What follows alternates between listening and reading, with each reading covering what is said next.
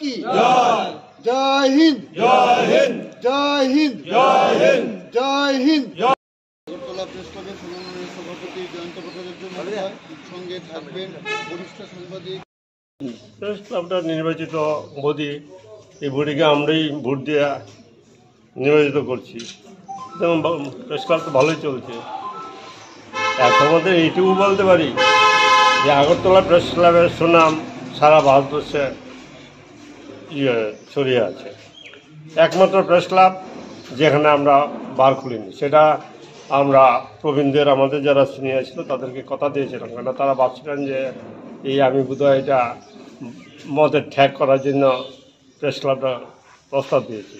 এটা 1974 সালের সাংবাদিক সংঘের মিটিংয়ে এই প্রস্তাব দিয়েছিলাম। আমরা কিন্তু এই কাজটা করতে পারছি, এতে সারা ভারতবর্ষে যা প্রেস ক্লাবগুলি আছে তারাও আমাদের সুনাম করে। আমরা অত্যন্ত ডিসিপ্লিন ক্লাব এবং একটি মাত্র ফরমেশন যেখানে আমাদের কোনো গ্রুপের কোনো ব্যাপার নেই। আমরা একটা জায়গা সবাই জড়িত হতে পারি, এখানে কোনো গ্রুপ বা কোনো দল বা কোনো ঐতিহ্যের বিষয় নেই। সেই ঐতিহ্য নিয়ে আমরা তৈরি করেছিলাম প্রেস ক্লাব, আজও তা বহাল রয়েছে। আর তোমাদের কোনো পৃথক প্রশ্ন থাকলে করো।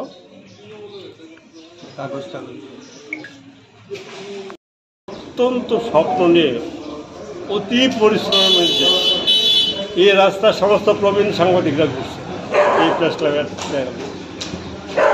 এমন একটা ঐতিহ্যপূর্ণ প্রতিষ্ঠান নিয়ে আমি পত্রপত্রিকা দেখলাম, দুর্ভাগ্যজনক।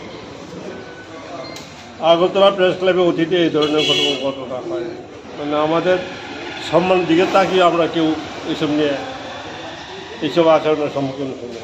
কিন্তু সম্প্রতি আমি যা শুনলাম, এটা বলতে পারবেন প্রেসিডেন্ট সেক্রেটারি কী হয়েছে, কিন্তু যারা এই সমস্ত কাজ করছে এদের কেউই এই আগরতলা প্রেস ক্লাব তৈরির ক্ষেত্রে কারোর কোনো অবদান ছিল না।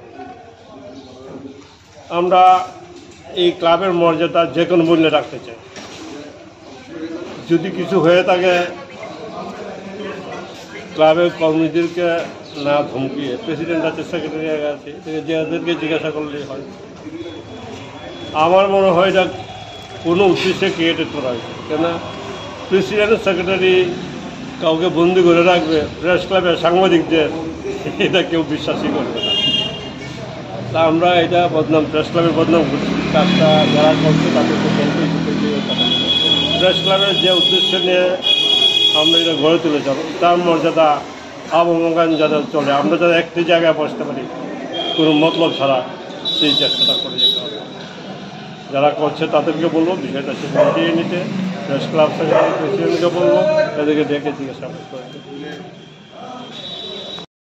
মতো এবারও আমরা এই প্রজাতন্ত্র দিবস আমাদের ক্লাবে পালন করছি।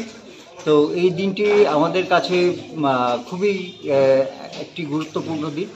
তো আমরা এখন পতাকা উত্তোলন করলাম এবং রাতে নৈশভোজ হবে, এর আগে হবে একটি সাংস্কৃতিক অনুষ্ঠান।